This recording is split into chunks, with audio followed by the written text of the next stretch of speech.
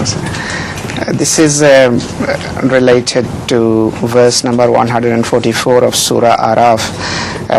It is actually the subject related to Hazrat Musa alayhi salatu wasalam when he went on mountain to see Allah's manifestation.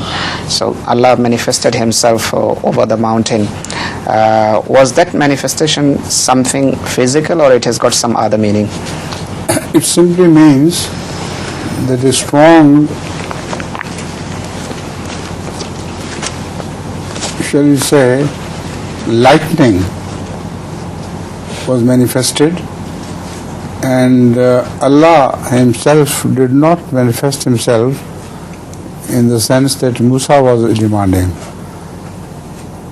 So the lightning struck the mountain and it became scattered into smithereens, with the result that Kharra Musa Sa'iqa, Musa lost consciousness.